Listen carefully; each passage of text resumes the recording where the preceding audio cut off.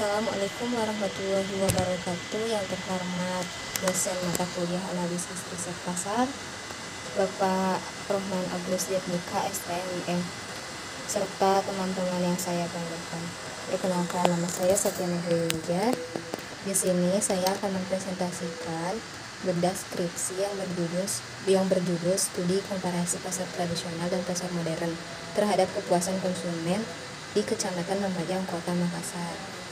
Skripsi ini dibuat oleh Nadia Mustafa dari Universitas Muhammadiyah, Makassar.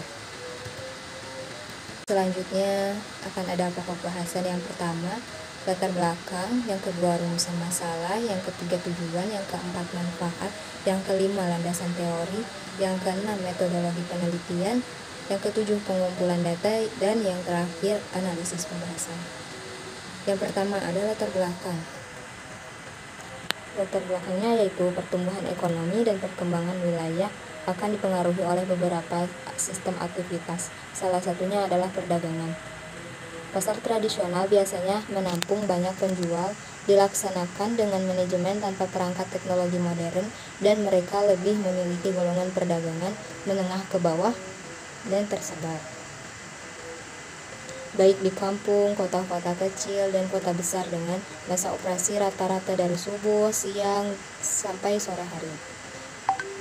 Sedangkan pasar modern, pasar yang menggunakan fasilitas modern, konsumennya dan pedagang dari golongan menengah ke atas, sehingga harga yang ditawarkan tetap dan sistem pelayanannya sendiri. Di sini ada rumusan masalah. Yang pertama ada apakah variabel pasar modern berpengaruh terhadap pasar tradisional? Yang kedua, apakah pasar tradisional berpengaruh terhadap kepuasan konsumen? Yang ketiga, apakah pasar modern berpengaruh terhadap kepuasan konsumen? Tujuannya yaitu untuk mengetahui pasar modern berpengaruh terhadap pasar tradisional, untuk mengetahui pasar tradisional berpengaruh terhadap kepuasan konsumen, dan yang ketiga untuk mengetahui pasar modern berpengaruh terhadap kepuasan konsumen. Dan manfaatnya yaitu ada dua. Yang pertama yaitu bagi penelitian ini bermanfaat sebagai sarana untuk menambah dan menerapkan ilmu pengetahuan yang diperoleh di perguruan tinggi dan juga untuk memperluas wawasan. Yang kedua, bagi pihak lain sebagai bahan referensi untuk penelitian lebih lanjut dalam konteks permasalahan yang berkaitan. Selanjutnya yaitu landasan teori. Landasan teori ini yang pertama ada pengertian komparasi. Penelitian komparasi yaitu penelitian yang dimaksudkan untuk mengetahui atau menguji perbedaan dua kelompok atau lebih. Dan yang kedua, pengertian konsumen. Pengertian konsumen ini dalam dunia marketing konsumen adalah hal yang perlu diperhatikan. Jika suatu perusahaan atau perdagangan tidak memiliki konsumen, maka akan sia-sia barang yang didagangkannya. Yang ketiga yaitu pengertian pasar.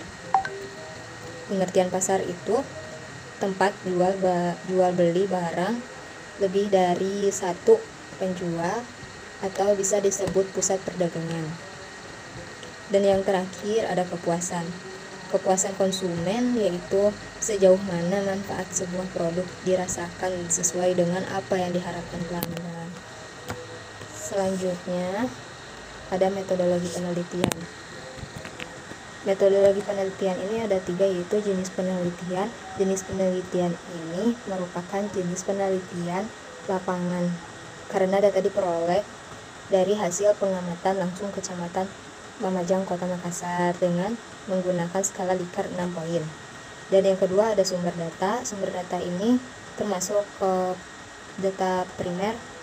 Data primer yaitu data yang diperoleh atau dikumpulkan oleh orang yang melakukan penelitian atau yang bersangkutan yang memerlukannya. Dan yang terakhir waktu dan tempat penelitian. Waktu ini penelitiannya dilakukan selama 2 bulan.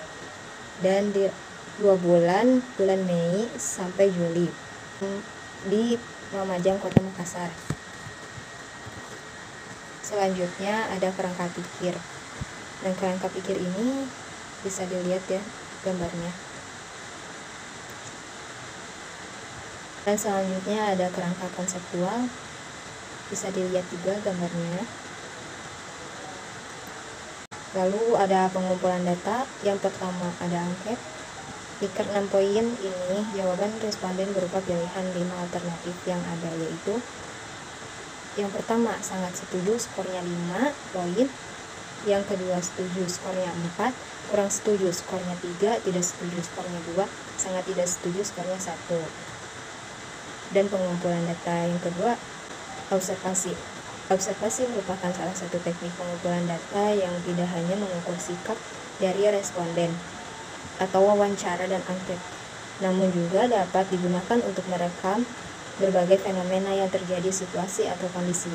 Teknik ini digunakan bila penelitian ditujukan untuk mempelajari perilaku manusia, proses kerja, gejala-gejala alam, dan dilakukan pada responden yang tidak terlalu besar. Alat yang digunakan dalam teknik ini antara lain seperti lembar checklist, buku catatan, kamera foto, dan lainnya. Dan yang ketiga ada interview, yaitu penelitian yang dilakukan dengan mengadakan wawancara atau tanya jawab kepada konsumen pasar. Hal ini dimaksudkan untuk mendapatkan data-data yang mendukung penelitian ini. Dan yang terakhir ini ada analisis pembahasan ya. Yang pertama ada analisis data. Di sini yang pertama yang A yaitu deskripsi hasil penelitian pasar tradisional. Berikut tabelnya ya, silahkan dilihat. Dan kesimpulannya yaitu X1 untuk indikator X1 lokasi yang memilih kategori setuju 960. Indikator ini mampu mempengaruhi variabel pasar tradisional. X2 untuk indikator X2 harga yang memiliki kategori setuju 65. Indikator ini mampu mempengaruhi variabel pasar tradisional. Dan ini untuk X3, untuk indikator X3 produk yang memiliki kategori setuju 49. Indikator ini mampu mempengaruhi variabel pasar modern. Nah, ini yang kedua ada pasar modern, tabelnya seperti ini. Kesimpulannya yaitu X4 untuk indikator layanan yang memiliki kategori setuju sebanyak 66. Indikator ini mampu mempengaruhi variabel pasar modern. X5 untuk indikator fasilitas yang memiliki kategori setuju sebanyak 47. Indikator ini mampu mempengaruhi variabel pasar modern. Yang terakhir ada S6 yaitu untuk indikator laba yang memiliki kategori setuju sebanyak 56. Indikator ini mampu mempengaruhi variabel pasar modern. Lanjut yang ketiga, kepuasan konsumen. Berikut tabelnya. Kesimpulannya yaitu D1 untuk indikator kepastian yang memiliki kategori setuju sebanyak 66. Indikator ini mampu mempengaruhi variabel kepuasan konsumen. Yang Y2 untuk indikator kepercayaan yang memiliki kategori setuju sebanyak 62. Indikator ini mampu mempengaruhi variabel kepuasan konsumen. Y3 untuk indikator kepuasan konsumen yang memiliki kategori setuju sebanyak 63. Indikator ini mampu mempengaruhi variabel kepuasan konsumen. Dan di sini ada tabel, lalu ada pengukuran validasi variabel dan indikator. Dan kesimpulannya variabel pasar tradisional yang dimana X1 4,124. Dan selanjutnya ada yang kedua, evaluasi model pengukuran.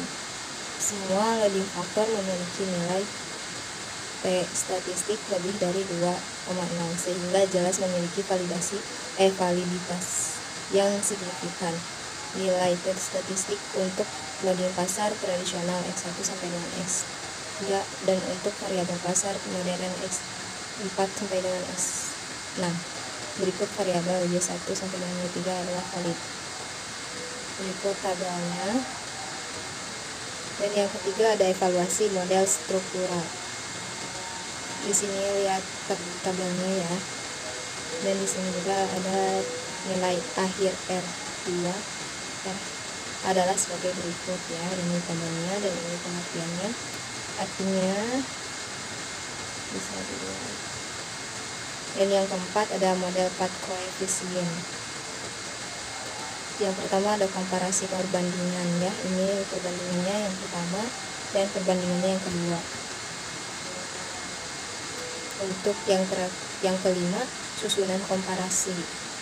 Yang pertama pada keadaan satu di mana variabel pasar modern berpengaruh terhadap variabel pasar tradisional dan pasar tradisional berpengaruh terhadap kepuasan konsumen dan pasar modern berpengaruh terhadap kepuasan konsumen. Dan yang kedua pada keadaan dua di mana variabel pasar tradisional berpengaruh terhadap pasar modern dan pasar tradisional berpengaruh terhadap kepuasan konsumen dan pasar modern berpengaruh terhadap kepuasan konsumen. Tuh. Lalu di sini ada tinjauan korelasi. Keadaan A memiliki korelasi 2 kurang 1 sama dengan 1,968. Tinjauan korelasi. Ini menunjukkan bahwa konstrak daripada keadaan A. Ya, komparasi seperti ini. Dari data tersebut di atas terbukti komparasi pasar variabel, pasar tradisional, pasar modern. Diartikan bahwa pasar tradisional mempunyai pengaruh yang signifikan terhadap pasar modern. Dimaksud bahwa pasar modern melakukan usaha berdasarkan kepada kelemahan pasar tradisional. Sekian dari saya, mohon maaf apabila ada salah kata atau ucap. Terima kasih. Wassalamualaikum warahmatullahi wabarakatuh.